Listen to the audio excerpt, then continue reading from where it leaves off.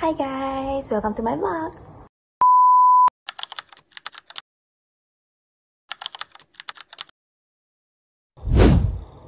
Okay, untuk assignment ini saya perlu membuat video log which is vlog untuk menunjukkan 5 pengalaman saya dalam personal intercultural communication.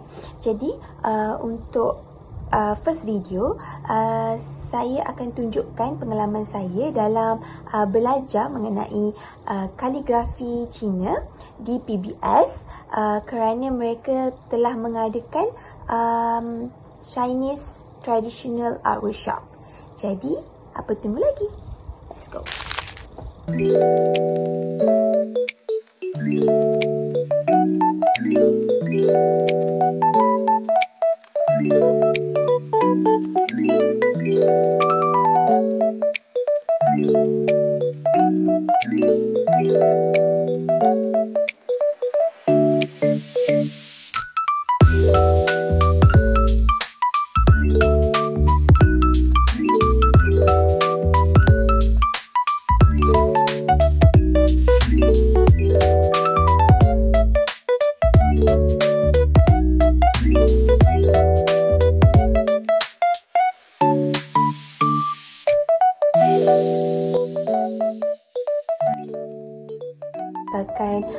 Video yang pertama, saya belajar bahawasanya Chinese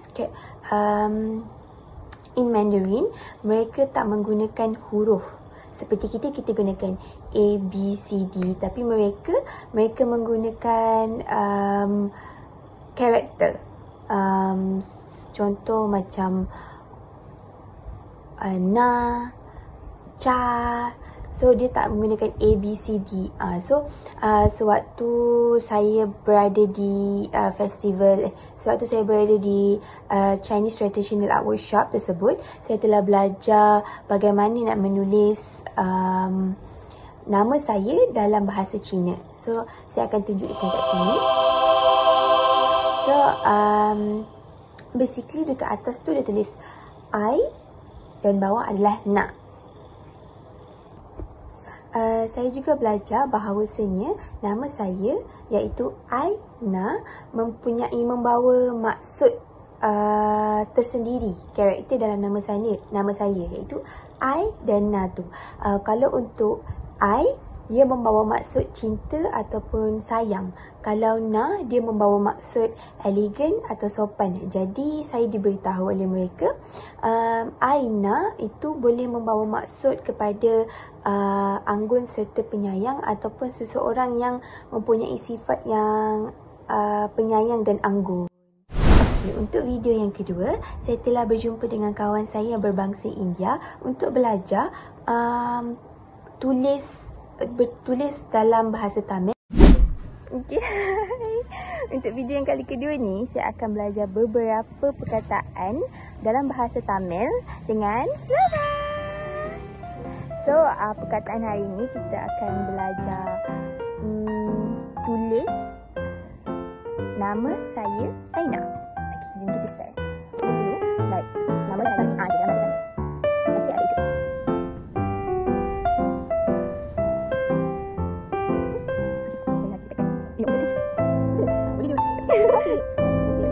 Oh ya, ni apa? Saya ke?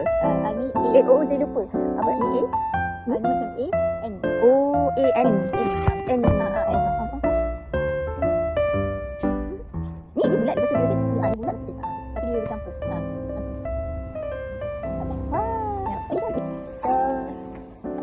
Compare. Ini Lava punya tulisan, ini saya punya. Tiba-tiba dia panjang. So, Lava rate berapa? Actually okey. Cuma cara tulis je terbalik. Oh, terbalik. Dia macam tak, dia sama je. Cuma cara start tu. Cara start tu. Tu lain. Tapi okey je, sama. So saya bagi 8%.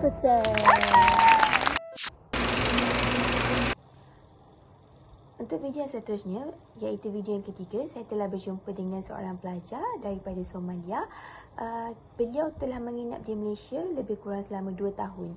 Jadi, saya temu bual dia untuk mengetahui apa perbezaan yang ketara di antara Malaysia dan juga Somalia semasa menyambut Hari Raya Aidilfitri. So, kalau nak tahu, let's go. So, hi guys. So, today I'm with... Can I know your name? Yeah, I'm Yunis. Eunice. Yeah. I'm with Eunice I want to learn about Eunice culture, which is like he's from Somalia. Yeah. Somalia. Other people like celebrate Aidilfitri in Malaysia. Yeah, I did. So what is the biggest difference that you feel or see between your country and Malaysia? Alright, this question I've been asking myself, so now I have somebody that can ask it. Alright, we have seen in Malaysia the Hari Raya, the Eid al-Fitr, is going to be taken a whole month. Yeah. We don't do that one back in my hometown.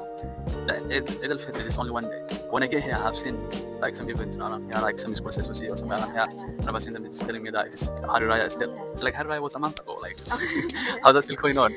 So that's the biggest difference I've ever seen. Okay, untuk video yang keempat, saya telah berbual dengan seorang pelajar Indonesia mengenai high culture context and low culture context di Indonesia. Adakah mereka mengamalkan high culture context ataupun low culture context? Kalau nak tahu, jom tengok. So hi guys, untuk video keempat saya ada Aku Alifa, hai. Aku dari Jakarta, Indonesia. So today kita akan berborak sedikit lah tentang perbezaan antara Malaysia and Indonesia. Yeah. So first question, saya nak tanya pasal macam like in Malaysia, we are more to like high culture context, which is like kita bila bercakap, even with friends kita lebih menjaga hati. Contoh macam bila kita nak minta tolong ke, kita akan menjaga more to jaga hati lah. And how about like Indonesia? Okay, kalau di Indonesia itu depends. Kalau misalkan macam like orang tua kan, orang tua tuh mereka satu sama lain of course akan jaga hati. Tapi as we teenagers kan, macam budak-budak macam kita di Indonesia biasanya tengok like environment pertemanan ya. Kalau misalkan aku sendiri, aku ke teman aku straightforward. Ya, like ke teman aku straightforward. Tapi several people akan yang macam dia jaga ucapan. Nah, kita cakap benda baik yang tak boleh bikin sakit hati kayak gitu. Okay, so sampai sini je kita punya video untuk kali ini. Sejumpa lagi. Bye bye. Okay, untuk video yang terakhir saya telah berbual seseorang yang berbangsa Cina untuk mengetahui mengenai perayaan sambutan Tahun Baru Cina. Jadi kalau nak tahu apa yang penting mengenai Tahun Baru Cina ni, let's go. Every Chinese New Year, benda tu tak wajib, tapi certain family they do that. They go somewhere, you take 2 chopsticks, right, and then just blow the higher you go, the more ibarat macam Chinese apa lah, the higher you go, the more prosperity you are. So each and every time you blow, there's a good words in Chinese. Tapi I don't know. Yeah, you blow. Dia is like something bukan tujuan, macam cakap benda tu tak wajib. My family tak buat. My family certain year dia buat, certain year dia tak buat. Okay? Tapi dia macam turun-menurun. So dari dulu, orang Chinese kan, dia dulu lepas tu, it's like something have fun with your family. Chinese New Year is supposedly to be something happy, fun, bring them. This is one of the things to try to halau that kind of the things. So dia tu memang tak halau. And bring colour as well. Yes, that's why orang dulu-dulu kan tinggal dalam hutan. You know hutan, there will be a lot of animals, those yang benda yang tak elok masuk rumah and everything. To avoid this, that's why we put brick. And then like that's to mature, yeah, betul. Mature is like first is have fun with all of the family members, and certain people akan mature tu is to thanks to our God. So contoh during in order to thanks to the God, yeah, they main mature to show appreciation that I'm thanking the God for this gift.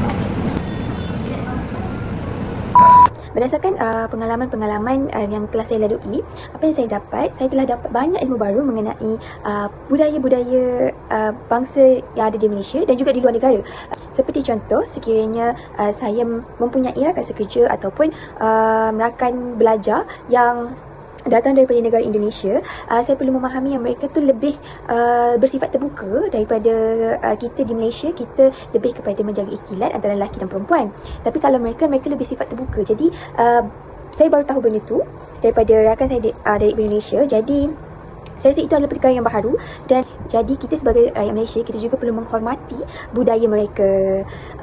Dan juga kalau contoh saya mempunyai sahabat yang berbangsa lain selain daripada Melayu di Malaysia, Saya juga perlu menghormati perayaan-perayaan yang mereka lakukan, seperti mereka menghormati kita orang Melayu yang menyambut Hari Raya Aidilfitri. Berdasarkan daripada pengalaman saya juga, saya belajar mengenai macam mana kesusahan ataupun cross culture yang pelajar luar negara hadapi bila mereka berada di Malaysia. Jadi kalau saya diberi peluang untuk sambung belajar ataupun bekerja di luar negara, saya juga mungkin akan mengalami kejutan budaya kerana kita walaupun kita beragama Islam, kita mempunyai cara yang berbeza dari segi budaya. Itu saja untuk vlog kita pada kali ini. Kita jumpa lagi. Bye.